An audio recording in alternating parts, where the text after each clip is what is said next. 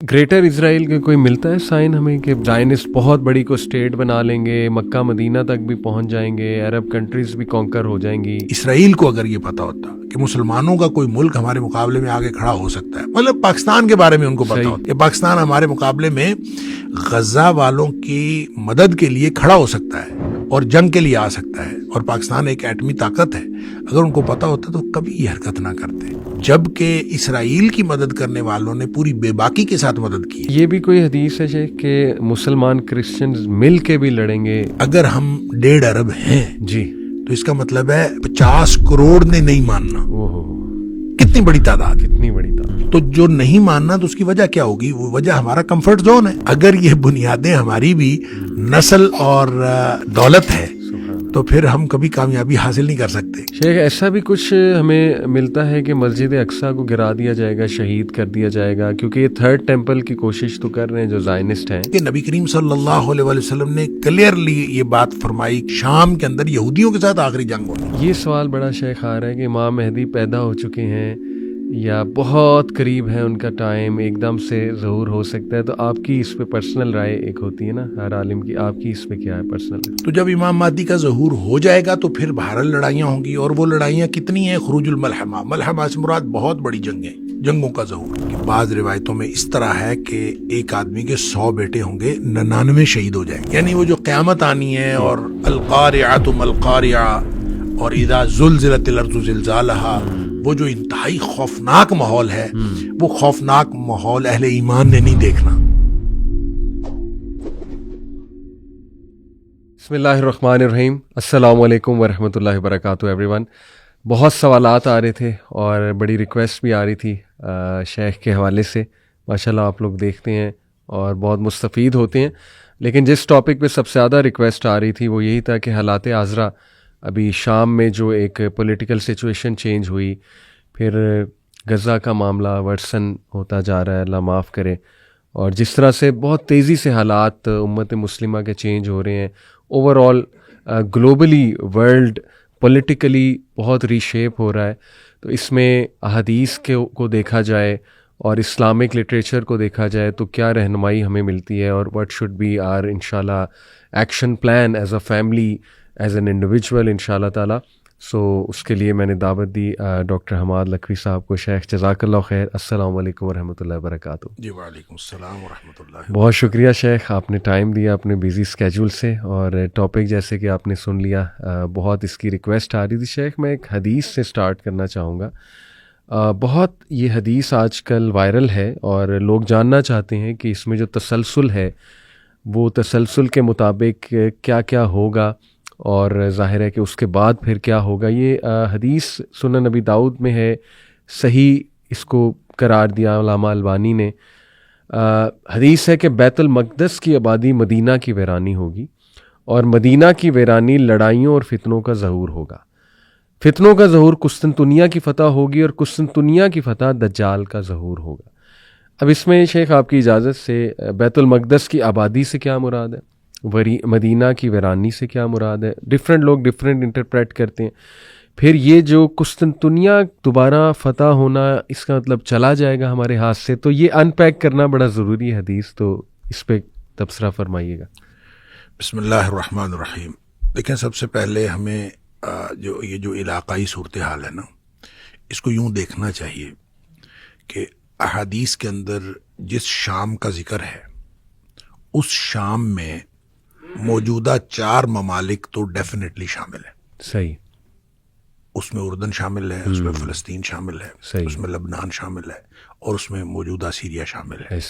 इसके अलावा बाज़ इंटरप्रिटेशंस के मुताबिक कब्रस भी उसके अंदर, साइप्रस जिसको हम कहते हैं, वो भी इसमें शामिल है, और एक सूबा तुर्की का भी उसके अंदर शामिल है। ये सारा मिला के शाम बनता है। ठीक है। लिहाजा जितनी भी शाम के बारे में नबी करीम सल्लल्लाहु अलैहि वसल्लम ने फजीलत बताई है, तो उसका जो मरकज़ व महवर है वो ये पूरा इलाका है, कोई एक मुल्क नहीं है, मौजूदा मुल्क शाम नहीं है, बल्कि पूरा इलाका जो है उसके अंदर शामिल है। जहाँ तक कुस्तुनतुनिया की बात है, जाहिर है कि ये इस्तंबुल का दूसरा नाम है, और इस्तंबुल जो है वो मुसलमानों के कब्ज़े में है, और नबी करीम सल्लल्लाहु अलैहि वसल्लम इसमें जो जिक्र फरमा रहे हैं वो कुस्तुनतुनिया की फ़तह का जिक्र फरमा रहे हैं। تو اس کا مطلب ہے کہ قسطنطنیہ پہلے ہمارے ہاتھوں سے جائے گا، مسلمانوں کے ہاتھوں سے یہ چلا جائے گا، اور یہ پھر جا کے فتح ہوگا. اور اس کی فتح کے بارے میں بعض احادیث کے اندر آتا ہے کہ جب قسطنطنیہ فتح ہوگا تو مسلمان جو ہیں وہ اس قدر یعنی ایمان والے ہوں گے اور ان کا ایمان اس قدر مضبوط ہوگا. اصل میں یہ ساری چیزیں ریلیٹ کرتی ہیں. اس کو میں تھوڑا سا اور پیچھے لے جاؤں. بالکل بالکل. تو امام مہدی کا جو ظہور ہے صحیح، وہ فتنوں کے ظہور میں امام مہدی جو ہے وہ آئیں گے فتنوں کے دوران. اس میں بعض نشانیاں ہیں. اس میں مثلاً یہ ایک نشانی یہ ہے کہ کوئی عرب جو بادشاہ ہے اس کا انتقال ہوگا، اور اس کے بعد جھگڑا ہوگا وہاں بھی عرب میں بھی کہ کس کو جو ہے وہ بادشاہ بنایا جائے. 3 پرنسز کا آتا ہے ذکر، آپس میں جھگڑا ہوگا. اچھا، اسی طرح یہ بھی ہے کہ مسلمانوں کی قیادت کا فقدان ہوگا. اچھا، اور اس میں یہ بھی ہے کہ مسلمان جو ہیں حج کے موقع پر اکٹھے ہوں گے اور حج کے موقع پر آپس میں گفتگو کر رہے ہوں گے کہ کس طرح سے ہمیں قائد ملے. تو ان کو اس دوران، حج کے دوران جو ہے یہ محسوس ہوگا کہ جس کو ہم قیادت دینا چاہتے ہیں وہ شخص یہاں کہیں موجود ہے، اور پھر کوشش کریں گے وہ کہ وہ ان کو ڈھونڈ لیں.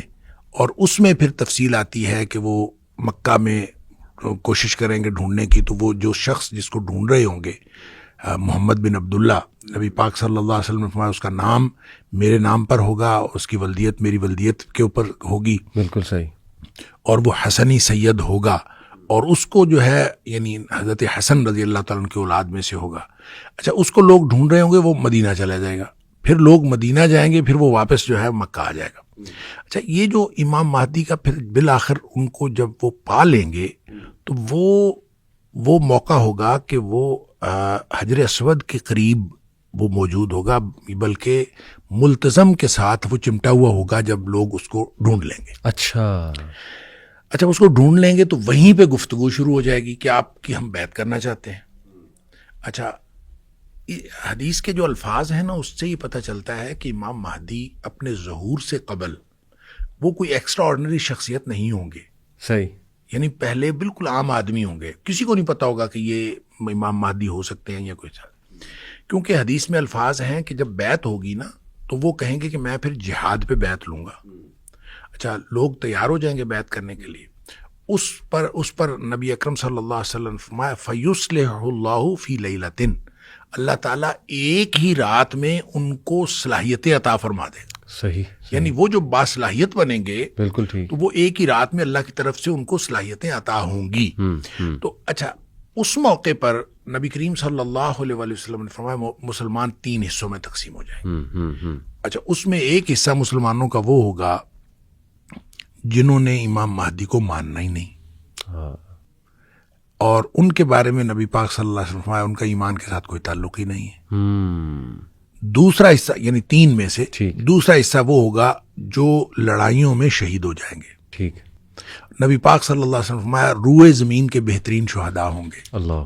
اس کے بارے میں بعض روایتوں میں یہ بھی آتا ہے کہ اتنی زیادہ جو ہے وہ قتل عام ہوگا اور اتنی زیادہ شہادتیں ہوں گی کہ بعض روایتوں میں اس طرح ہے کہ ایک آدمی کے 100 بیٹے ہوں گے، 99 شہید ہو جائیں گے اور ایک بچے گا. یعنی اس کا مطلب اتنے بڑے پیمانے پر جو ہے وہ شہادتیں ہوں گی. اور ان کے بارے میں نبی پاک صلی اللہ علیہ وسلم نے فرمایا کہ یہ روئے زمین کے بہترین شہداء ہوں گے. ایک حصہ جو بچے گا ان کے بارے میں نبی کریم صلی اللہ علیہ وسلم نے فرمایا اس کے بعد ان کو کوئی چیز، کوئی فتنہ ان کے ایمان کو خراب نہیں کر سکے گا، وہ بہترین مومن ہوں گے. اچھا، جو قسطنطنیہ کی فتح ہے اس کے بارے میں حدیث میں آتا ہے کہ وہ صرف لا الہ الا اللہ یا اللہ اکبر کی قوت سے اس کی دیوار گر جائے گی. یعنی ان کو لڑائی نہیں لڑنی پڑے گی. اچھا، یعنی وہ اس طرح کے مومن ہوں گے بالکل ٹھیک کہ جب وہ وہاں پہنچیں گے تو وہ اپنی لا الہ الا اللہ کہتے ہوئے یا اللہ اکبر کہتے ہوئے جب وہ قریب پہنچیں گے تو دیوار گر جائے گی اور وہ فتح ہو جائے گا بغیر کسی لڑائی کے. وہاں جب وہ فتح ہوگا تو ان کو اطلاع ملے گی کہ دجال کا ظہور ہو گیا ہے. اچھا، اور پھر یہ دوڑیں گے پیچھے کو جو کہ دجال کا ظہور ہو گیا. اچھا، یہ جو یہ تفصیل ہے تو یہ حدیث جو ہے یہ بھی اسی ترتیب کی نشاندہی کرتی ہے کہ جو بیت المقدس کی آبادی ہے وہ مدینہ کی بربادی ہوگی اور مدینہ کی بربادی جو ہے وہ خروج الملحمہ، وہ جنگوں کا آغاز ہو جائے گا، اور جب جنگوں کا آغاز ہوگا تو پھر اس کے نتیجے میں فتح قسطنطنیہ ہوگی، اور فتح قسطنطنیہ ہوگی تو اس کے بعد جو ہے دجال کا ظہور ہوگا۔ تو یہ جو تفصیل ہے، یہ ترتیب ہے، لگتا ہے کہ ترتیب یہی ہوگی، اس لیے کہ جب نبی پاک صلی اللہ علیہ وآلہ وسلم نے فرما دیا تو یقیناً یہی ترتیب ہوگی۔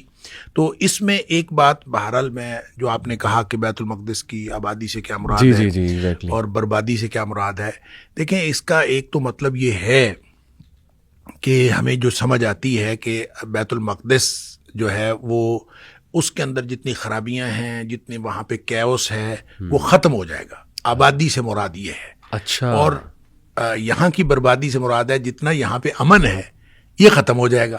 اچھا ٹھیک ہے، خراب ہے نا، خراب، ٹھیک ہے ٹھیک ہے، خراب و یسرب، حدیث کے الفاظ ہے خراب۔ صحیح ہوگا۔ اب خرابی کسی بھی طرح کی ہو سکتی ہے، وہ ایڈمنسٹریٹو خرابی ہو سکتی ہے، مینیجریل خرابی ہو سکتی ہے، وہ نظام کی خرابی ہو سکتی ہے، وہ لوگوں کے ایمان کی خرابی ہو سکتی ہے۔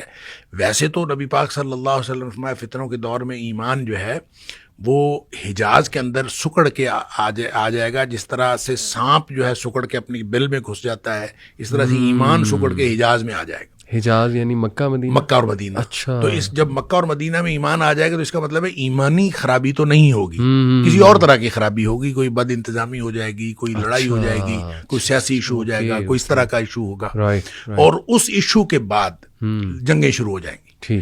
اب وہ جو جنگیں شروع ہوں گی، جو بھی قیادت کا فقدان ہوگا، میں جب پہلی دفعہ ایک حج پہ گیا تو وہاں مجھے پتہ چلا کہ وہاں ہر حج کے اوپر ایک کانفرنس ہوتی ہے اور پوری دنیا کے علماء آتے ہیں۔ صحیح۔ اور میں نے وہ جب وہ معتمر الحج جو ہے وہ میں نے دیکھی تو مجھے فوراً یہ حدیث یاد آئی کہ نبی کریم صلی اللہ علیہ وسلم نے فرمایا حج کے موقع پر امام مہدی کا ظہور ہوگا اور قیادت کا فقدان ہوگا، علماء آپس میں بات کر رہے ہوں گے۔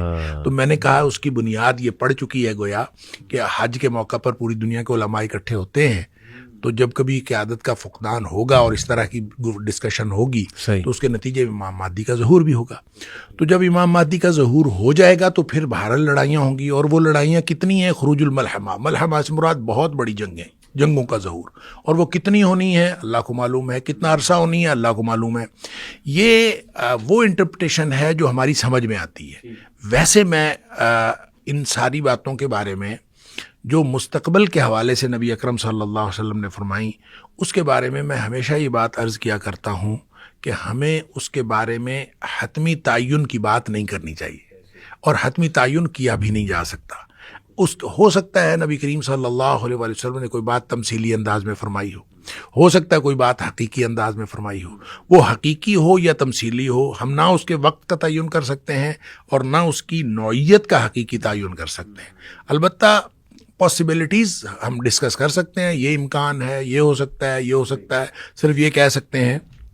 اور اصل میں جتنی مستقبل کی باتیں ہیں اور خاص طور پہ دور فتن کی باتیں ہیں، وہ اصل میں تو ہمارے ایمان کو بوسٹ کرنے کے لیے اور ہماری رہنمائی کے لیے ہیں کہ جب دور فتن ہوگا، اس طرح کی صورتحال ہوگی تو آپ کو یہ کرنا چاہیے اور یہ کرنا چاہیے، اور آپ اپنے ایمان کو مضبوط کریں اور ایمان کی بنیاد پر اپنی زندگی گزاریں۔ اصل میں تو ہمارے لیے یہ رہنمائی ہے۔ باقی رہی بات واقعات کے تعین کی تو اس کا حتمی تعین نہیں کیا جا سکتا۔ اچھا شیخ، یہ قسطنطنیہ جو کہ کرنٹ استنبول ہے، یہ آپ نے بھی کہا کہ ہمارے ہاتھ سے چلا جائے گا، کس کے ہاتھ میں جائے گا؟ یہ جو حدیث میں سمجھ آتی ہے نا، یہ عیسائیوں کے ہاتھ میں جائے گا، کرسچنز اس کے اوپر جو ہے قابض ہوں گے۔ اب دیکھیں شام کا جو پورا حصہ ہے جی، اس کے بارے میں جو فلسطین ہے خاص طور پہ، ملک شام کے بارے میں نبی پاک صلی اللہ علیہ وسلم نے تو شام ایز اے ہول بات کی، اور اس میں ظاہر ہے جتنی مطلب بحیرہ طبریہ کی بات ہوتی ہے یا باغات کی بات ہوتی ہے تو یہ زیادہ تر فلسطین کی سرزمین کے اوپر ہے، لیکن بہرحال یہ شام کا حصہ ہے۔ تو ان ساری چیزوں کی جو کا تذکرہ آتا ہے تو اس کا مطلب یہ ہے کہ جو اصل یعنی مین جو لڑائی کا مرکز ہوگا وہ فلسطین ہوگا، جو ارض شام کا حصہ ہے۔ اور اس میں جو دجال کے بارے میں بھی آتا ہے، حضرت عیسیٰ علیہ السلام جب آئیں گے تو وہ آ کے اس کو دجال کو قتل کریں گے تو باب لد کے قریب اس کو پکڑیں گے، اور باب لد جو ہے وہ بھی فلسطین میں ہے۔ اس لیے یہ سارا مجھے لگتا ہے کہ یہ والا جو علاقہ ہے یہی وہ بنے گا جو لڑائیوں کا مرکز و محور بھی ہوگا، اور پھر اسلام کے عروج ثانی کا جو مرکز و محور ہے وہ بھی یہ والا علاقہ ہے۔ اسی لیے نبی پاک صلی اللہ علیہ وسلم نے شام کے بارے میں بہت ساری فضیلت کی احادیث بتائی ہیں، بلکہ آپ نے یہاں تک فرمایا ہے علیکم بالشام کہ جب فتنوں کا دور ہو تو آپ شام کو لازم پکڑو، شام یعنی شام میں جاؤ، اور پھر آپ نے یہ بھی فرمایا کہ جب شام والے لوگ جو ہیں بگاڑ کا شکار ہو جائیں تو فلا خیر فیکم، پھر اس کے بعد تمہارے اندر کوئی خیر باقی نہیں رہے گی، یعنی شام کے اندر اگر حالات خراب ہو جائیں تو تمہارے اندر کوئی خیر باقی نہیں رہے گی۔ تو شام سے مراد صرف سیریا نہیں ہے، بلکہ یہ سارا علاقہ ہے، اور یہ سارا علاقہ جب بھی کسی لڑائی میں کسی معاملے میں الجھ گیا تو اب بھی الجھا ہوا ہے، لیکن جب یہ پورا علاقہ الجھ گیا تو سمجھ لیجئے کہ نبی پاک صلی اللہ علیہ وسلم فلا خیر لکم فلا خیر فیکم، اس کے بعد تمہارے لیے کوئی خیر نہیں ہے۔ لیکن ایک بات نبی پاک صلی اللہ علیہ وسلم اسی حدیث کے اندر جو ہے نا جو امید کی بات بتائی، اب ہمارا ایک طائفہ ایسا ہوگا، ایک گروہ ایسا ہوگا جو لڑ رہا ہوگا اللہ کے لیے، اور وہ اللہ کی طرف سے مدد کیے گئے ہوں گے، منصورین، ان کی اللہ کی طرف سے مدد آ رہی ہوگی اور وہ ہمیشہ رہے گا، اور وہ ایسے لوگ ہوں گے کہ ان کو جو لوگ ذلیل کرنا چاہیں گے وہ کبھی ذلیل نہیں کر سکیں گے، کوئی رسوا نہیں کر سکے گا، وہ گویا اللہ کی طرف سے مدد پر ہوں گے اور اللہ کی طرف سے ان کو مدد آ رہی ہوگی۔ اب وہ کون لوگ ہیں، یہ کب ہوگا، یہ نہ ہم وقت کا تعین کر سکتے ہیں نہ ہم گروہ کا تعین کر سکتے ہیں، لیکن بہرحال جب اسپیسیفکلی نبی پاک صلی اللہ علیہ وسلم نے شام کی بات کی ہے، اور بچہ بعض ایک حدیث میں آتا ہے کہ شام کو لازم پکڑو اس لیے کہ شام کی سرزمین کے اوپر فرشتوں نے سایہ کیا ہوا ہے، اندازہ کریں، اور اس طرح سے بہت ساری فضیلت کی حدیث ہیں، لیکن یہ پورا علاقہ ہے جس کی فضیلت کی حدیث ہیں، اور پھر عروج ثانی کے حوالے سے بھی جتنے نشانات ملتے ہیں اور جتنے نبی پاک صلی اللہ علیہ وسلم کے فرامین ہیں ان میں اسی علاقے کا تذکرہ ہے، اور لگتا یہی ہے کہ عروج ثانی جو اسلام کا ہے وہ وہیں سے ہوگا۔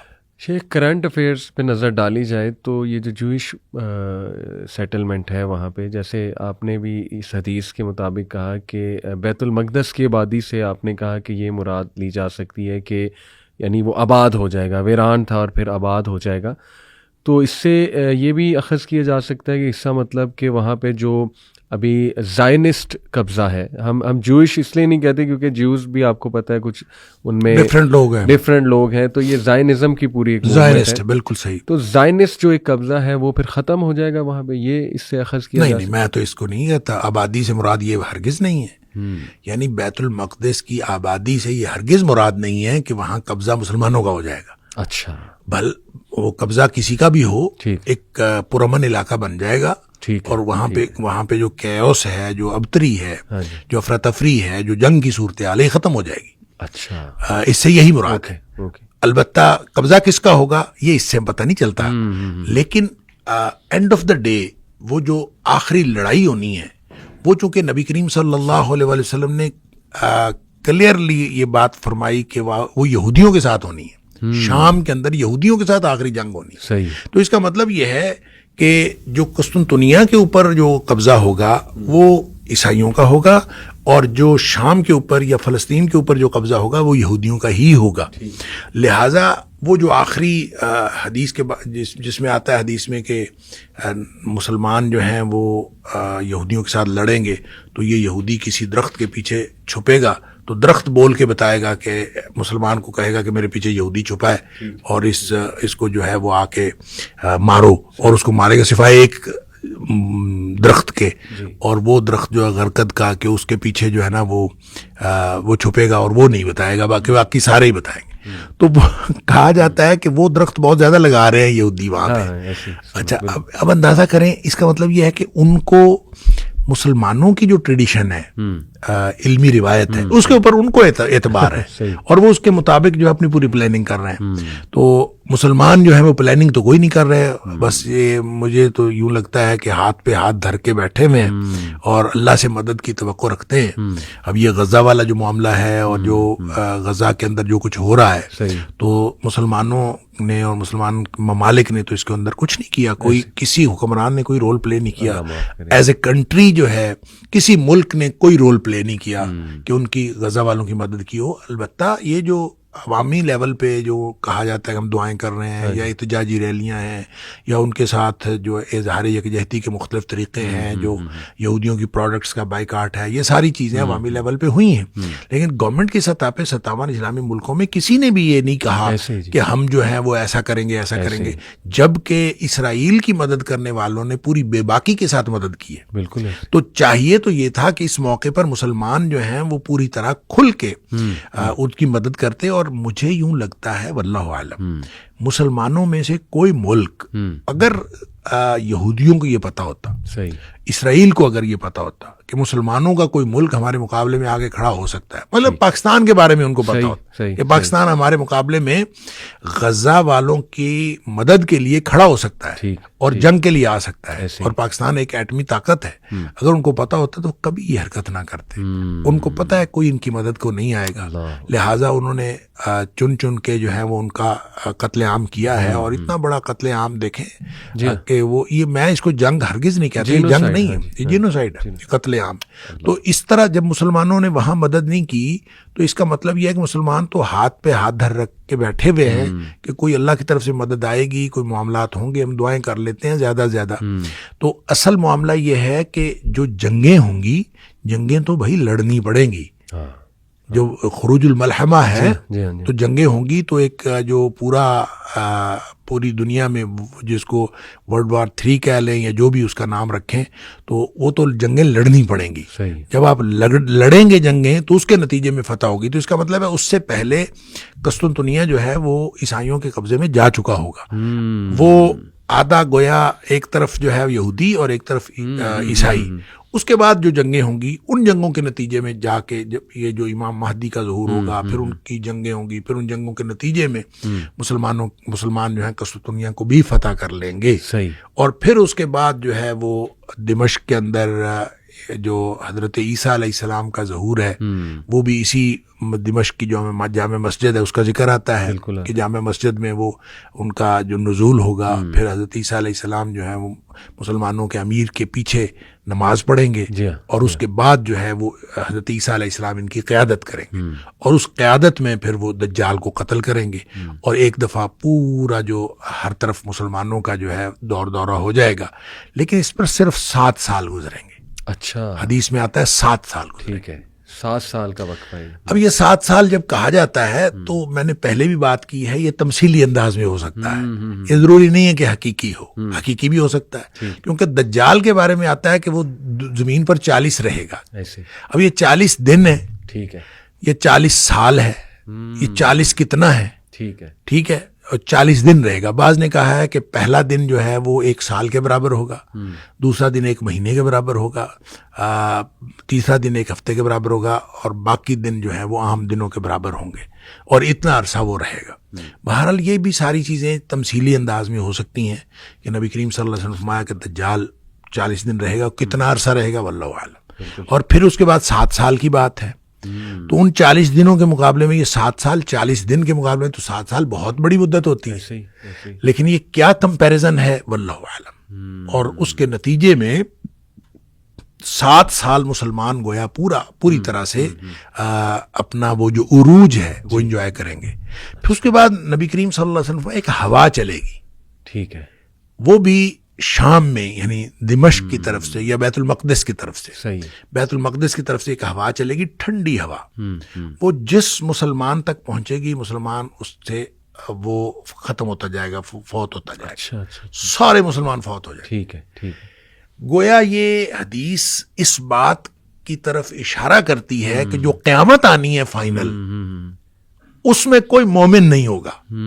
ٹھیک, یعنی وہ جو قیامت آنی ہے اور القارعۃ ما القارعہ اور اذا زلزلت الارض زلزالہا، وہ جو انتہائی خوفناک ماحول ہے، وہ خوفناک ماحول اہل ایمان نے نہیں دیکھنا. صحیح. وہ اہل ایمان کو اللہ تعالیٰ اس سے پہلے ہی ایک سکون کی اور یعنی سکون کی نیند کہہ لیں یا سکون کی موت جو ہے وہ اللہ تعالیٰ عطا فرما دے گا. صحیح. اور یہ سب لوگ اللہ کے پاس پہنچ جائیں گے. صحیح. اور اس کے بعد جو قیامت برپا ہوگی وہ گویا ان لوگوں پر برپا ہوگی جو اہل ایمان نہیں ہوں گے. شیخ یاجوج ماجوج کا بھی پھر بیچ میں آتا ہے کہ حضرت یاجوج ماجوج کا ذکر ہے، عیسیٰ دعا بالکل. کریں گے تو وہ پھر ان کو موت آ جائے گی، کوئی بارش ہوگی. اچھا یہ ایک مطلب یہ جو ہے نا ایونٹس، یہ تو پھر قیامت کے ایونٹس شروع ہو جائیں بالکل گے. ٹھیک، بالکل. اور قیامت کے ایونٹس اس میں یاجوج ماجوج بھی ہاں ہیں. جی، ہاں جی. اور یاجوج ماجوج ایک طرف سے نکلیں گے. ٹھیک. اب دیکھیں لوگ جو ہیں اس کو انٹرپریٹ کرتے ہیں ہاں جی. کہ یہ جو یاجوج ماجوج فلاں قوم ہے، نکل آئی ہے، ظہور ہو گیا ہے. ایسے لیکن جب اس کا ذکر ہی حضرت عیسیٰ علیہ السلام کے ساتھ ہو رہا ہے ایسے تو پھر ہم کیسے کہہ سکتے ہیں کہ ابھی سے ہو گیا ہے؟ وہ جب حضرت عیسیٰ علیہ السلام آئیں گے تبھی ان کا ظہور ہوگا.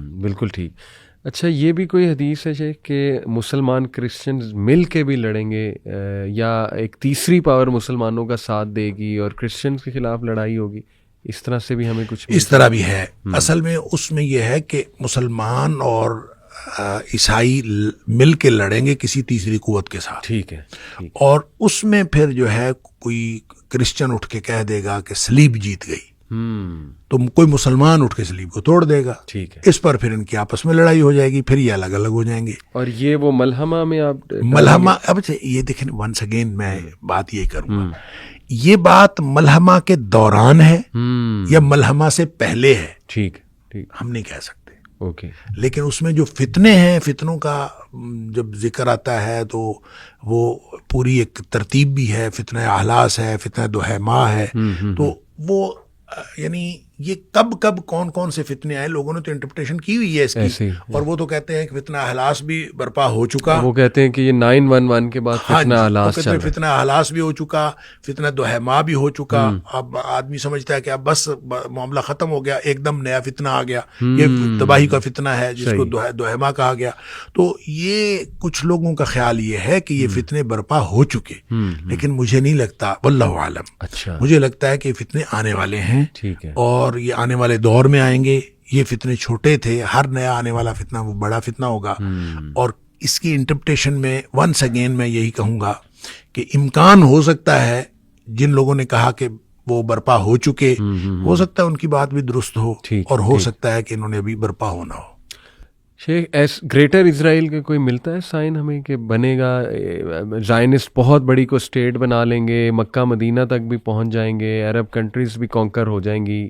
حدیث میں نہیں دیکھیں، میرے خیال میں ایسا نہیں ہے. یہ ان کا قبضہ تو ہے، لیکن کتنے علاقے پر قبضہ ہے، کہاں تک یہ پہنچ جائیں گے، یہ میرے علم میں نہیں ہے کہ ایسی کوئی گریٹر اسرائیل کی کوئی باؤنڈری لائن جو ہے وہ حدیث کے اندر طے کی گئی ہو کہ یہ یہاں تک جو ہے یہودیوں کا قبضہ ہوگا. البتہ یہ ضرور ہے کہ یہودیوں کا قبضہ ہوگا. جیسے میں نے عرض کیا کہ آخری جنگ جو ہے مسلمانوں کی، عیسائیوں کو شکست دینے کے بعد پھر مسلمانوں کی آخری جنگ جو ہے یہودیوں کے ساتھ ہونی. تو وہ کتنے علاقے پر قابض ہوں گے واللہ عالم. ٹھیک ہو گیا. تو شیخ ابھی ان حالات اور اسی لیے میں عرض کرتا ہوں جن لوگوں نے کہا گریٹر اسرائیل کے وہ ایک دفعہ قائم ہونا ہے اور یہ لازماً قائم ہوگا، تو یہ میرا نہیں خیال کہ اس کو ہم انہی حدود کے تحت گریٹر اسرائیل کہیں کہ جو اسرائیل والے خود یہودی یا زائنسٹ جو چاہ رہے ہیں، جو انہوں نے نقشہ بنایا ہوا ہے، اس کے مطابق وہ قائم ہوگا یا کوئی اس کی اور حدود ہوں گی. واللہ عالم، اس کے بارے میں کچھ کہا نہیں جا سکتا. یہ سوال بڑا شیخ آ رہا ہے کہ امام مہدی پیدا ہو چکے ہیں یا بہت قریب ہے ان کا ٹائم، ایک دم سے ظہور ہو سکتا ہے. تو آپ کی اس پہ پرسنل رائے ایک ہوتی ہے نا ہر عالم کی، آپ کی اس پہ کیا ہے پرسنل رائے؟ دیکھیں، میں پہلے بھی کئی دفعہ کہہ چکا ہوں، اس کے اوپر لوگوں نے آراء بھی دی ہیں جو کوئی اچھی آراء نہیں دی. مطلب میرے خیال میں تو امام مہدی کے ظہور کا ماحول بن رہا ہے. اور جب ہم کہتے ہیں ماحول بن رہا ہے تو اس کے کتنی دیر بعد امام مہدی نے ظاہر ہونا ہے یہ تو اللہ کو معلوم ہے. لیکن جب ہم ان فتنوں کے ظہور، امام مہدی کے ظہور یا اس طرح کی نشانیاں جو قرب قیامت کی ان کے ظہور کی بات کرتے ہیں تو اس میں دو دہائیاں لگ جانا، دہائی لگ جانا، یہ ایک بالکل چھوٹی سی بات ہے. یعنی ہو سکتا ہے کہ ایک چیز جو ہے جس کو ہم سمجھ رہے ہیں کہ ظہور ہونے کا وقت ہو گیا ہے صحیح. اور یہ اس کے بعد وہ ان کا ظہور 1 دہائی کے بعد ہو 2 دہائی کے بعد ہو، واللہ عالم کب ہونا یہ اللہ کو معلوم ہے. ہم اس کے بارے میں کوئی نہیں کہہ سکتے ایگزیکٹ ڈیٹ. بہت سارے لوگوں نے تو ڈیٹس دی ہوئی ہیں ایسے ہی. لیکن یہ ایسا کچھ نہیں ہے. ایسا نہیں ہے، لیکن ہونا ہے، یہ سارا کچھ ہونا ہے. وہ واقعات جو نبی پاک صلی اللہ علیہ وسلم نے بتا دیے ان کا وقوع تو ہونا ہے، لیکن کس اور ترتیب بھی یہی ہوگی. کب ہوں گے اور کس جگہ پہ ہوں گے یہ اللہ کو معلوم ہے. البتہ جن جگہوں کی نشاندہی نبی کریم صلی اللہ علیہ وسلم نے کر دی ہے جیسے شام کی، تو وہ جگہیں جو ہیں وہ اسپیسیفک ہیں. تو ہاؤ ٹو بی شیور کہ ہم کم از کم ان کے اس رینک میں شامل ہو جائیں اگر آج کوئی عنقریب ظہور ہو جاتا ہے. As a family, as an individual کس گائیڈ لائن کو فالو کریں، اپنی فیملی کی توجہ کس طرف دلائیں اتنی تیزی سے جو حالات چینج ہو رہے ہیں، کہ ہم کوشش کریں کہ رف ٹف کا عادی بنائیں. صحیح. اس لیے کہ ہم جو نرم گرم بستروں میں سونے والے ہم جہاد پر کیسے بیعت کر سکتے ہیں؟ صحیح. اور امام مہدی کی بیعت ہوگی جہاد پر. بالکل ایسے. لہٰذا جو لوگ جہاد کے لیے ٹریننگ لینے کو بھی ایک مشقت سمجھتے ہیں تو وہ کیسے ان کی بیعت کریں گے؟ اللہ، ان کے لیے تو پرابلم ہوگا. لہٰذا اس کو دیکھیں، یہودی اپنے بچوں کو ٹریننگ دیتے ہیں، ساری دنیا کے لوگ اپنے بچوں کو جنگی ٹریننگ دیتے ہیں. ہمیں بھی ایز مسلم نیشن کے طور پر، مسلم ملت کے طور پر ہمیں اپنے بچوں کو جہادی ٹریننگ دینی چاہیے. صحیح. اور امت مسلمہ کے حکمرانوں کو اس بات کا اہتمام کرنا چاہیے. اور میں تو کئی دفعہ پہلے بھی کہہ چکا ہوں کہ پاکستان کے تمام عوام کے اوپر، مثلا ہم پاکستان کی بات کرتے ہیں، تمام عوام کے اوپر جنگی ٹریننگ لازمی ہونی چاہیے. بالکل صحیح. اور یہ بالکل ہر بچے کو، جیسے دیکھیں پہلے این سی سی ہوتی تھی اسکولوں کالجز کے اندر، میرے دور کی بات ہے. ہاں جی، این سی سی ہوتی تھی، کچھ نہ کچھ ٹریننگ ہوتی تھی. پھر جام باز فورس ہوتی تھی، اس میں کمیونٹی کے لوگ ہوتے تھے، کچھ نہ کچھ ٹریننگ کا سلسلہ. تو میں یہ سمجھتا ہوں کہ ایک خاص عمر کی حد پہ جا کے فوجی ٹریننگ دینی چاہیے اور قومی لیول پہ اس کو لازمی قرار دیا جانا چاہیے اور سب لوگوں کو ٹریننگ دی جانی چاہیے. اور جب وہ ٹریننگ موجود ہوگی، رف ٹف کے عادی بنیں گے. دیکھیں کیا حالات بننے ہیں اللہ کو معلوم ہے، لیکن یہ جو کمفرٹ زون ہے نا، اس سے بہرحال باہر نکلنا ہے. اس کمفرٹ زون میں رہ کر امام مہدی کی بیعت نہیں کی جا سکتی، یہ پکی بات ہے. اس سے باہر نکلنا ہے، اور اس سے باہر نکلنے کے لیے آپ کو اپنی ٹریننگ دینی پڑے گی، اپنے بچوں کو اس بات کا عادی بنانا پڑے گا، رف ٹف کا عادی. دیکھیں نا، مثلا دجال کے ظہور کے حوالے سے نبی کریم صلی اللہ علیہ وسلم نے ایک بات فرمائی کہ سارے رزق کے وسائل اس کے پاس ہوں گے. بالکل سارا کچھ اس کے پاس ہوگا. وہ جس کو چاہے گا وہ دے گا، جس کو نہیں چاہے گا نہیں دے گا. اب کتنی بڑی آزمائش. صحیح بات. صحابہ کہتے ہیں اللہ کے رسول صلی اللہ علیہ وسلم ہم پھر کھائیں گے کیا؟ یعنی سارے وسائل اس کے پاس، تو ہم کیا کریں گے؟ صحیح. آپ نے فرمایا تمہیں لا الہ الا اللہ پڑھنا، اللہ اکبر پڑھنا، لا حول ولا قوت الا باللہ پڑھنا، یہی کافی ہوگا. اللہ. آپ یہ بتائیں کہ ہمارا پیٹ بھرتا ہے اللہ کا ذکر کرنے سے، لا الہ الا اللہ کہنے سے، اللہ اکبر کہنے سے ہمارا پیٹ بھرتا ہے؟ نہیں بھرتا. نہ ہمارے بچوں کا پیٹ بھرتا ہے. اس کا مطلب یہ ہے کہ اپنے آپ کو اور اپنے بچوں کو اللہ کے ذکر کا عادی بنائیں، اور اس طرح عادی بنائیں کہ ان کی توجہ جو ہے یہ فاسٹ فوڈ اور کھانا پینا اور یہ ساری چیزوں سے ہٹ کے اللہ کے ذکر پر ہو. اور اللہ کے ذکر کی وجہ سے ان کا جو بھوک کی طرف توجہ ہے یہ ختم ہو جائے. صحیح. آپ اللہ کے ذکر میں اس قدر انوالو ہوں کہ آپ کا بھوک کا احساس ختم ہو جائے. بالکل ٹھیک. تو یہ ہے کافی ہونے کا مطلب. ایسے. تو اس کا عادی اگر ہم نے بنایا ہوا ہے اپنے بچوں کو، یہ خود عادی بنے ہوئے ہیں، تو پھر یہ اس وقت سفائز کرے گا، ورنہ تو نہیں. Rough and tough life style بنانا ہے، کمفرٹ زون سے نکلنا ہے، اپنے بچوں کو اس بات کا عادی بنانا ہے. اور میں تو قومی لیول پہ میں سمجھتا ہوں کہ قومی لیول پہ ہمیں جہاد کی ٹریننگ کرنی چاہیے. اور یہ فوجی ٹریننگ یہ حکومت کو چاہیے، یہ ہمارا کسی گروپ کا کام نہیں ہے.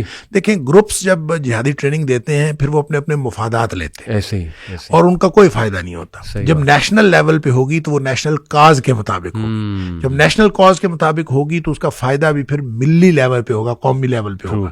تو اس کو حاصل کرنے کے لیے پھر جب کبھی امام امام مہدی کا ظہور ہماری زندگیوں میں ہوتا ہے, ہماری زندگیوں کے بعد ہوتا ہے, اگلی نسلوں میں ہوتا ہے. جب بھی کبھی ہوگا ہماری نسلیں اس کے لیے تیار ہوں گی. بالکل ٹھیک. اور جب تک ہم نے اپنی نسلوں کو اس کے لیے تیار نہ کیا, میں یہ سمجھتا ہوں بہت بڑے فرض سے غفلت برتیں گے جب ہم نے تیار نہ. اللہ اکبر. شیخ یہ کیس سٹڈی بڑی زبردست سورہ البقرہ میں ہی ہمیں ملتی ہے. میں اکثر اس پہ غور بھی کرتا ہوں کہ دیکھیں حضرت موسیٰ علیہ السلام اپنی قوم کو لے کے 40 سال نہیں انٹر ہو سکے بیت المقدس میں. کیا یہ ہے وجہ کہ دے ور ناٹ ریڈی؟ جو قوم تھی اس نے جہاد سے بھی انکار کر دیا تھا اور شرک میں بھی پڑ گئے تھے. تو اس کیس سٹڈی سے ہم یہ بھی سمجھ سکتے ہیں کہ ہماری بھی قوم ابھی اس لیول کی تو ریڈی نہیں. جیسے آپ نے کہا امام مہدی کی فوج میں تو بھول جاؤ, یعنی جب وہ جہاد کے اوپر بیعت کریں گے تو ہماری تو یہ ٹریننگ ہی نہیں ہے, اور شاید اسی لیے ہم پہ یہ وبال بھی آیا ہوا. آپ اندازہ کریں کہ جب 1/3 لوگ جنہوں نے امام مہدی کو ماننا ہی نہیں مسلمانوں میں سے, کتنی بڑی تعداد ہے. اللہ اکبر. اگر ہم 1.5 ارب ہیں جی تو اس کا مطلب ہے 50 کروڑ نے نہیں ماننا. کتنی بڑی تعداد, کتنی بڑی تعداد. انہوں نے نہیں ماننا.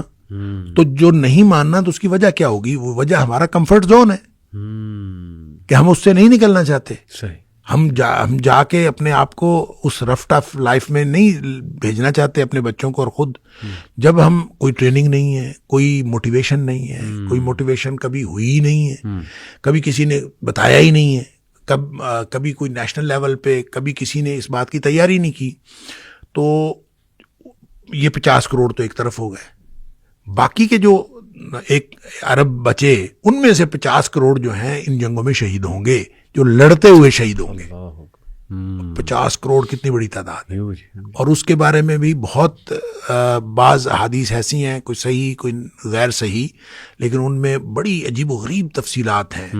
یہاں تک کہ مثلاً ایک کوا اڑے گا اور اڑتے اڑتے اس کو جگہ نہیں ملے گی کہیں بیٹھنے کی, اتنی لاشیں ہوں گی کہ اس کو جگہ نہیں ملے گی, اور وہ جاتے جاتے وہ گر پڑے گا اور بالآخر گر کے مر جائے گا, اس کو جگہ نہیں ملے گی بیٹھنے کی, اتنی لاشیں ہوں گی. تو 50 کروڑ اگر مسلمانوں کے شہید ہوں گے تو پھر مقابلے میں جو دوسرے لوگ ہیں ان کے بھی تو لوگ مریں گے نا. تو پھر یہ کتنے بڑے پیمانے پر یہ جو خروج الملحمہ ہے, اس لڑائیوں میں کتنے لوگ کام آئیں گے اور کتنے مسلمان شہید ہوں گے, اللہ کو معلوم ہے.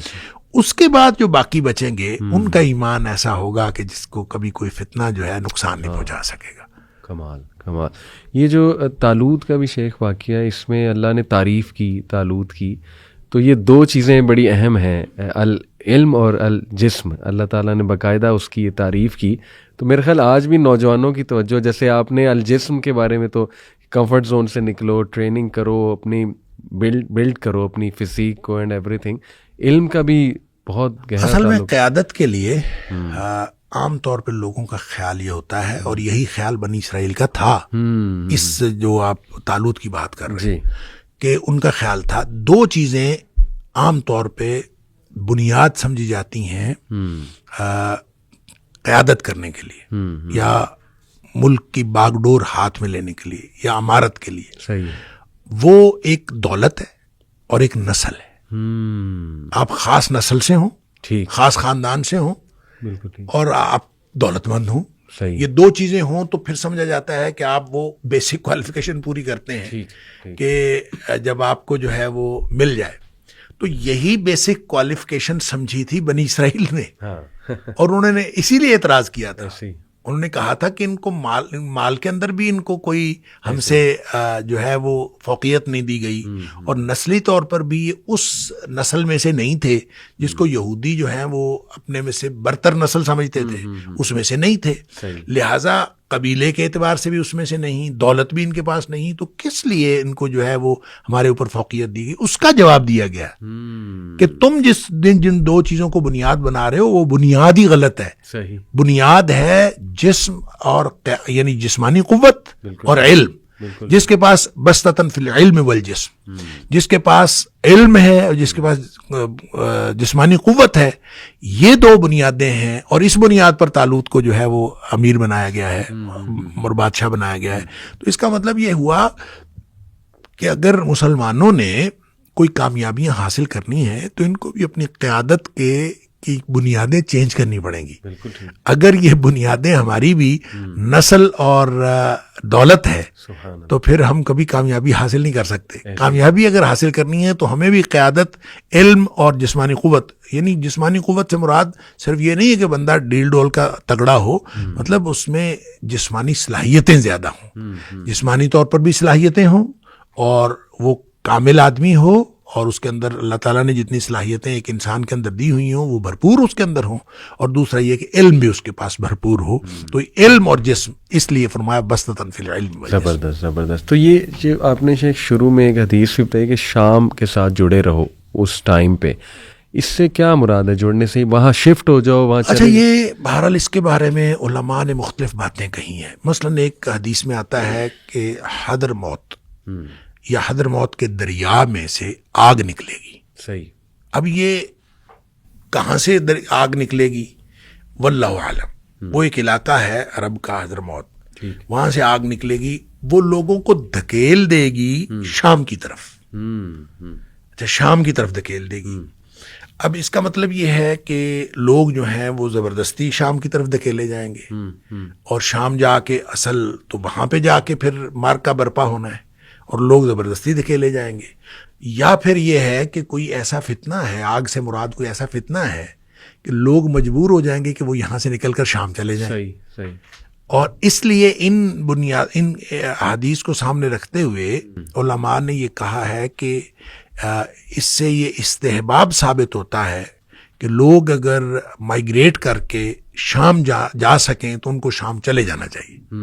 اور شام سے مراد ونس اگین میں یہ کہوں گا کہ وہ سیریا نہیں ہے، ٹھیک ہے، یا جس کو ہم سوریا کہتے ہیں، صحیح. یہ نہیں ہے صرف، یہ بھی اس میں شامل ہے، اور اس میں اردن کا علاقہ بھی شامل ہے، اس میں فلسطین کا علاقہ بھی شامل ہے، اس میں لبنان کا علاقہ بھی شامل ہے، اس میں قبرص کا کچھ علاقہ بھی شامل ہے، اس میں ایک صوبہ جو ہے وہ ترکی کا بھی شامل ہے. صحیح صحیح. تو وہاں جانا چاہیے. یہ اگر کوئی جا سکے تو وہ جانا چاہیے. استحباب ہے، اس کے اندر کوئی لازمی نہیں ہے. نبی پاک صلی اللہ علیہ وسلم نے حکم نہیں فرمایا.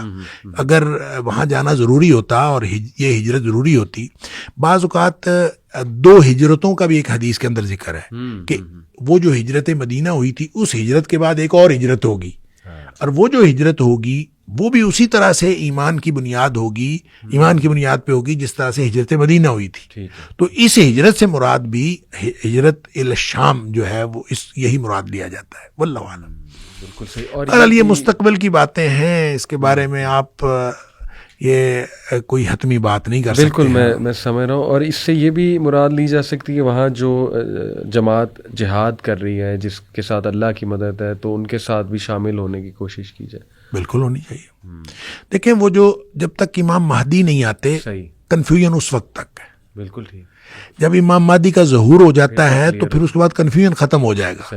پھر تو سب کو امام مہدی کی بیعت کرنی پڑے گی. جو نہیں کرے گا وہ نکل گیا.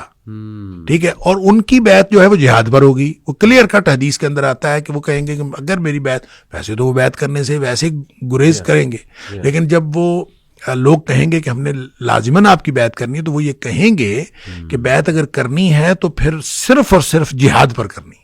تو جہاد پر جب بیعت ہوگی تو پھر میرے اور آپ میں سے کون کون جہاد پر بیعت کر سکتا ہے؟ ہم تو یہاں پوڈ کاسٹ ہی کر سکتے ہیں بیٹھ کے. تو جب ہمارے اندر کوئی قوت ہوگی، کوئی موٹیویشن ہوگی، کوئی ہم نے ٹریننگ لی ہوگی، یا ہمارے اندر کوئی ان کے ساتھ مل کے دیکھیں. آج آپ غزہ کے حالات دیکھیں نا، آپ دیکھیں شام کے اندر کیا کچھ ہو رہا ہے، اور جو کس طرح سے ان لوگوں نے جو ہے اپنی زندگیاں اس کے اندر لگائی ہیں. تو ہم اگر اس طرح سے زندگیاں لگانے کے لیے تیار ہوں گے تو امام مہدی کی بیعت کریں گے. بالکل صحیح. اور کیونکہ اس کے بعد تو پھر ملحمہ ہے، خروج الملحمہ. صحیح جی. اور خروج الملحمہ جب ہو جائے گا تو پھر تو آل اوور دا ورلڈ جنگ ہوگی. ایسے پھر تو ایک ورلڈ وار 3 ٹائپ سچویشن. اور وہ جو جنگ ہے اس میں ظاہر ہے آپ کو حصہ لینا پڑے گا. نہیں حصہ لیں گے تو آپ ختم ہو جائیں گے، مار دیے جائیں گے. شیخ، ایسا بھی کچھ ہمیں ملتا ہے کہ مسجد اقصیٰ کو گرا دیا جائے گا، شہید کر دیا جائے گا، کیونکہ یہ 3rd ٹیمپل کی کوشش تو کر رہے ہیں جو زائنسٹ ہیں. تو حدیث میں بھی کچھ ایسا ہمیں ملتا ہے؟ اچھا، یہ نا ایسی کوئی روایات ہیں، لیکن صحیح بات یہ ہے کہ میرے صحیح علم میں نہیں ہے ایسی کوئی بات. میرے علم میں نہیں. میں یہ نہیں کہوں گا کہ ایسا کچھ نہیں ہے، میرے علم میں نہیں ہے. ٹھیک ہے. تو لیکن لیٹ سے اگر شہید ہو بھی جاتی ہے تو اس حدیث کی روشنی سے تو یہی پتہ لگ رہا ہے کہ انشاءاللہ امام مہدی وہیں پہ موجود ہوں گے اور مسلمان دوبارہ سے اس کو ریکانکر کر چکے ہوں گے. خوشخبری تو ہے ہمارے بالکل ایسے. دیکھیں دجال جو یاجوج ماجوج ہے, یاجوج ماجوج کی وجہ سے یہ جو مسلمان جو جا کے ہوں گے کسی ایک جگہ پہ, یہ جو دجال کی وجہ سے اور پھر یاجوج ماجوج کی وجہ سے مسلمانوں نے ایک جگہ پہ کنفائن ہو جانا ہے. صحیح ٹھیک ہے, پھر مسلمانوں نے نکلنا ہے, پھر وہ عروج ثانی ہوگا. صحیح بات. یعنی لڑتے لڑتے لڑتے لڑتے ایک دفعہ ان کا بالکل محدود ہونا ہے اور پھر اس کے بعد ان کو اللہ تعالیٰ نے کامیابی دینی ہے. تو یہ ایک لڑائیوں کا سلسلہ ہے بہرحال, اور اس کا آغاز میں سمجھتا ہوں وہ جو شام سے ہو چکا ہے. یعنی یہ جو اب ہم کہہ رہے ہیں کہ یہ جو اس وقت صورتحال ہے شام کی, تو اس کو بہرحال خوشی تو منائی جا رہی ہے جی کہ اس میں مجاہدین کو اللہ تعالیٰ نے کامیابی دی, اور مجاہدین وہ کہے جا رہے ہیں جو اینٹی سٹیٹ تھے. صحیح. ٹھیک ہے, جو ان کے باغی تھے. اب ظاہر ہے کہ ان لوگوں نے ایک بڑی جدوجہد کی ہے 2011 سے لے کر اب 13 سال ہو گئے, اور 13 سال کی جدوجہد کے بعد ایک دم کیا ہوا کہ جو ریاستی فوج ہے اس نے کوئی مزاحمت ہی نہیں کی. جبکہ انٹرنیشنل لیول پہ ہم نے دیکھا کہ پچھلے 11 سالوں میں رشیا نے بشار کی مدد کی ہے. جی ہاں, اور رشیا نے بشار کی مدد کی, اور رشیا کے اڈے موجود ہیں وہاں پہ. صحیح ایسے ہی. اور ایک دم کیا ہوا کہ رشیا جو ہے وہ بالکل انہوں نے بھی مدد نہیں کی, اور ریاستی فوج نے بھی کوئی مزاحمت نہیں کی, اور ایک دم اتنے وہ کمزور ہو گئے. ایسے ہی وہ کہتے ہیں جو لڑتے لڑتے کمزور ہو گئے, تو لڑتے لڑتے وہ کمزور ہو گئے تو مجاہدین بھی کمزور ہوئے. تو بہرحال یہ ایک اس کے اندر سوچنے کی بات ہے.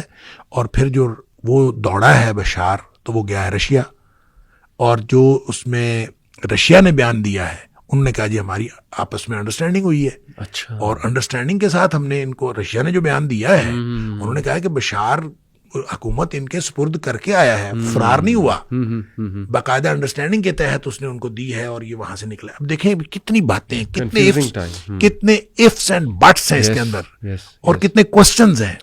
اور ایسا نہیں ہے کہ ہم کہیں کہ یہ بس ہو گیا ہے, اب اس کے بعد کیا ہونے والا ہے واللہ عالم. یہ آگے کیا ہوگا کچھ نہیں سمجھ آتی کہ کیا ہوگا.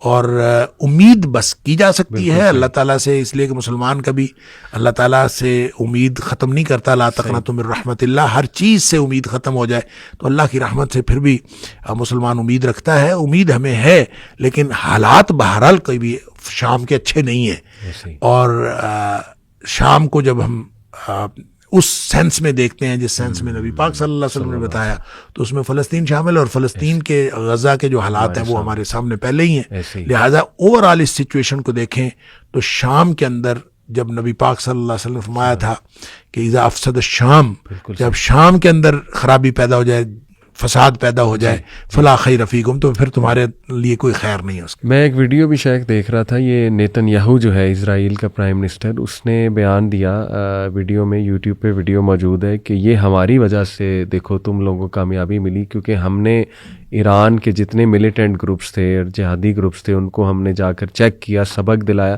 تو اس سے ریبلز کو موقع ملا. وہ کریڈٹ اپنی طرف شفٹ کر رہا تھا. دیکھیں کریڈٹ شفٹ کر کے پھر انہوں نے 85 مقامات پر حملہ کر دیا. ایسے ہی اور جتنا بفر زون تھا اس کے اوپر قبضہ کر لیا. بالکل. یعنی اور گولان کی پہاڑیوں کے اوپر بھی قبضہ. یعنی یہ عجیب و غریب بات ہے کہ وہ ادھر سے انہوں نے فتح حاصل کی ہے, یا انہوں نے دمشق پر قبضہ ان کا مکمل ہوا ہے, تو آپ جو ہے اس کے اوپر جو ہے نا حملہ کرنا شروع کر دیا ہے. اور مزے کی بات ہے اس میں رشیا ریزسٹ بھی نہیں کر رہا. رشیا کے حالانکہ وہاں پہ بیسز موجود ہیں, اور رشیا ریزسٹ نہیں کر رہا. اور یہ سمجھ نہیں آ رہی کیا, ایک بہت بڑی کنفیوزڈ سچویشن ہے.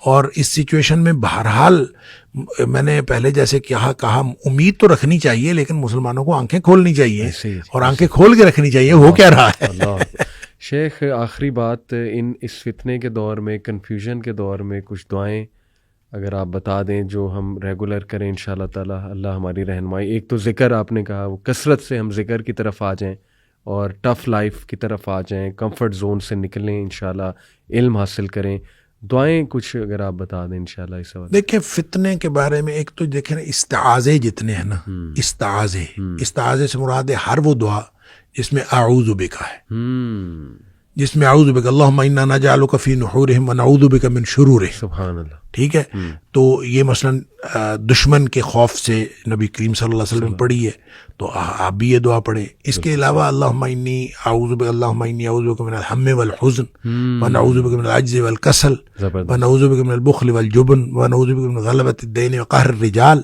لوگوں کے قہر سے. اللہم لا تسلط علینا من لا یرحمنا ولا یخافک فینا. یعنی ہر دعا کے اندر یہ جو جامع دعائیں ہیں نبی کریم صلی اللہ علیہ وسلم نے بتائیں، اس کے اندر ایسی کوئی نہ کوئی یہ بات موجود ہے کہ جس سے ہمیں ان چیزوں سے پناہ مانگنے کی ترغیب دلائی گئی ہے. تو لہٰذا جتنے بھی استعاذے ہیں ان کو یاد کرنا چاہیے. جتنی باتوں میں، جتنی دعاؤں میں اعوذ بک کا لفظ ہے نا، اللہم انی اعوذ بک، اللہم انی اعوذ بک من زوال نعمتک وتحول عافیتک وجاعت نقمتک جمیع سخطک، اللہم انی اعوذ بک من جہد البلاء ودرک الشقاء وسوء القضاء وشماتۃ الاعداء. تو جہاں جہاں اعوذ بک کا ذکر ہے وہ دعائیں یاد کرنی چاہیے، اور وہ ہر ایسے دور میں انشاءاللہ وہ دعائیں انسان کے لیے فائدہ مند ہیں. دوسرا، حضرت ابراہیم علیہ السلام کو جب ہر طرف سے باندھ کر ان کو پھینک دیا گیا تھا آگ میں، تو انہوں نے جو دعا پڑھی تھی وہ حسبی اللہ و نعم الوکیل پڑھی تھی. صحیح.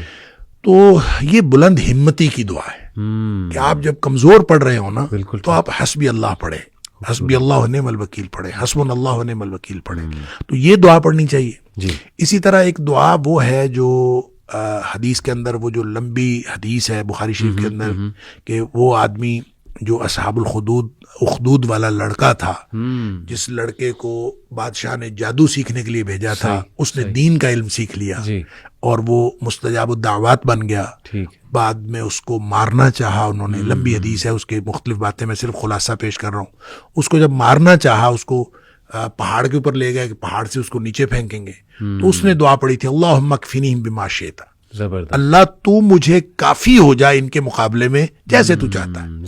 لہٰذا یہ دعا بھی پڑھنی چاہیے. اللہم، ہمیں پڑھنا چاہیے انفرادی طور پر پڑھیں تو اللہم اکفنیہم بما شئت، اور اجتماعی طور پر پڑھیں اللہم اکفناہم بما شئت. یہ دعا پڑھنی چاہیے. حق سے متعلق بھی ایک دعا ہے کہ اللہ مجھے حق دکھا اور باطل کی، اللہم ارنا الحق حقا وارزقنا اتباعہ وارنا الباطل باطلا وارزقنا اجتنابہ. اللہ مجھے حق دکھا، حق کو حق کر کے دکھا اور مجھے اس کی اتباع کرنے کی توفیق عطا فرما، اور باطل کو باطل کر کے دکھا اور مجھے اس سے بچنے کی توفیق عطا فرما. زبردست. بہت خوبصورت دعائیں شیخ، جزاک اللہ خیر.